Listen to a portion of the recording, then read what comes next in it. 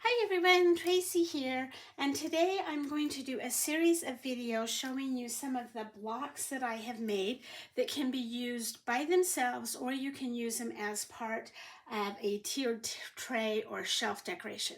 So for this one, I'm going to go ahead and do these little blocks with the hearts on them. So your file will cut one heart and then you can, or excuse me, one block, and then you can use this as many times as you want. So let's go ahead and get started. This is a really quick and easy box to do. So the first thing that you're going to do is you'll have your heart piece, and then you will have two boxes. And like I said, they're fairly small because when these are done, they're just a little bit over an inch big. So the first thing we're going to do is you're going to lay these against each other, and the one that is just a hair bigger is the top of the box, so this piece, and this smaller piece would be the inside of the box. We're going to just go ahead and fold all those tabs down. The tabs are a little bit small because the box itself is a little bit small. But these are just perfect for your tiered trays. They also make great little boxes for little tiny gifts. Little candies, you could put a Hershey Kiss in there or a truffle. Yeah, they would just make a perfect little gift. Because the tabs are small, I'm not going to glue. I'm going to use my little glue bottle, but then you'll have to hold this for a little bit longer. Just going to smooth that down, and I'm going to work my way around the box.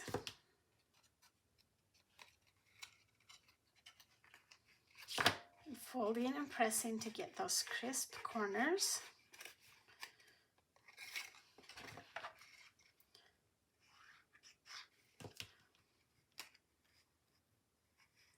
This does go together really quick. It is such an easy little box, but oh, they have so much. They add so much to your tiered trays or your shelves or whatever. And like I said, they make great little gift boxes. So I've got these with a bunch of different things for your tiered trays. I've got one with snowflakes. I've got one with shamrocks. So many things. Okay, so there's the top of our box. Let's go ahead and do the bottom or the inside. Same thing. We're just going to fold all those tabs down or away from us.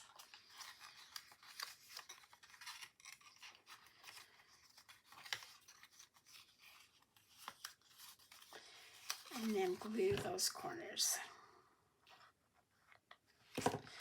And I have people ask me all the time about these little bottles and my glue, so I will tell you about it.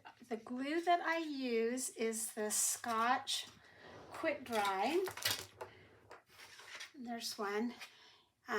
Scotch Create Tacky Glue Permanent. This is the glue that I like. And these little bottles, I buy them at Amazon because I buy them in the bulk, but they really do last a long time. And they're not very expensive, and they have the little tiny nose to it.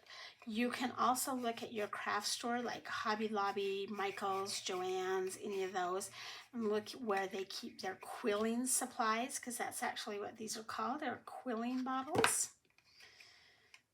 And you can buy other types of glue that have that needle nose head on them.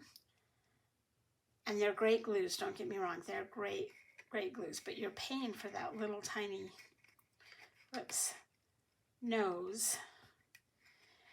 And I just love this glue. It dries clear. I think it's perfect for your paper projects. And it's not super expensive. It's about, here in Salt Lake, it's about $4 for that bottle that I showed you. Okay, so once your little box is done, we're going to go ahead and slip it together. And it is a tight fit, but it works. So if you wanted to use this as a gift box, I wouldn't glue it together. But if you're going to use it on your, now I can't get it open, there we go. If you're going to use it on your displays, I'm going to go ahead and just put a little bit of glue. I'm not even doing very much. so that it can't be pulled apart by little fingers.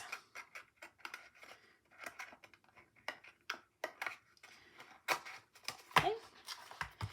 Now, because I want this to kind of look like a wood box, I'm going to go ahead and ink it up. You'll notice that on these I did some inking. So I've just got my makeup sponge, and it's well used, and then some old ink. This is from Stampin' Up, but I've had it for years. So I don't even know if they have this color anymore. But you could use just about anything. And I'm just going to kind of ink it up a little bit. I'm going to go a little bit heavier in the corners than I do on the edges. Just because I want this to look like a wood box that I've painted. You could do this in like your craft paper, your round paper, or whatever, and then ink those edges up to give it the wood look. Whatever look you like. If you don't like to do the inking, you don't have to do that. You can just leave it and it's gonna look just fine. So really it's a personal taste. And you can tell that my sponge is gross because it's breaking up and leaving little stuff everywhere.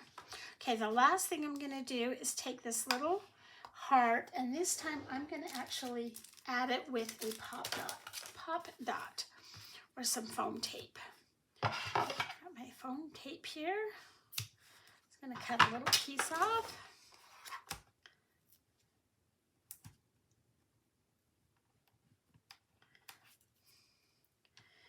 Pop that on there.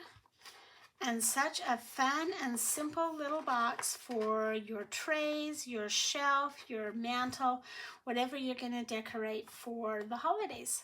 Thank you for joining me today. I hope you've enjoyed this video. Please hit subscribe down below so that you don't miss any of my videos. Give me a thumbs up and have a great day.